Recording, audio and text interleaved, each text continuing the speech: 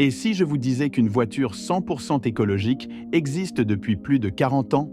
Une voiture qui n'émet aucun dioxyde de carbone, qui se recharge rapidement et qui pouvait changer notre planète. Et pourtant, cette invention a été enterrée, ignorée, presque effacée de l'histoire. En 1981, Greg Vezina, un homme visionnaire, a transformé une Chevrolet Impala pour la faire rouler. Non pas avec de l'essence, mais avec de l'ammoniac.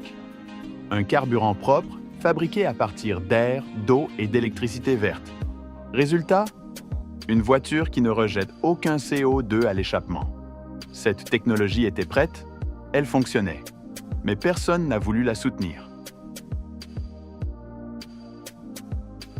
Aujourd'hui, alors que le monde fait face à une crise climatique sans précédent, alors que les scientifiques et les militants comme Greta Thunberg appellent à une transition rapide, cette innovation oubliée pourrait nous aider à sauver des millions de vies, à réduire drastiquement nos émissions, à offrir une alternative réelle aux énergies fossiles.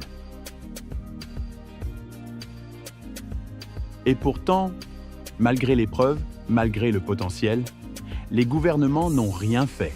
Les lobbies pétroliers et les grandes industries de l'énergie fossile ont préféré protéger leurs profits. On a volontairement fermé les yeux. Mais aujourd'hui, il n'est plus question de rester silencieux.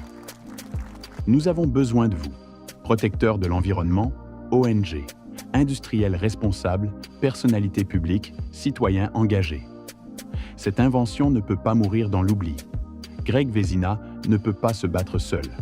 Nous devons nous unir pour sauver cette technologie, pour exiger son développement et pour l'imposer comme une solution réelle face à la crise climatique. Si vous regardez cette vidéo, c'est que vous pouvez agir. Contactez Greg Vezina. Soutenez son projet.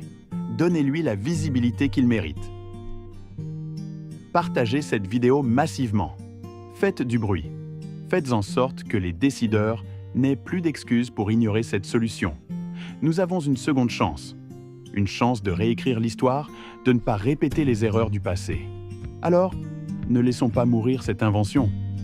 Sauver la voiture à ammoniac, c'est sauver un peu plus notre planète. Et c'est maintenant que tout commence.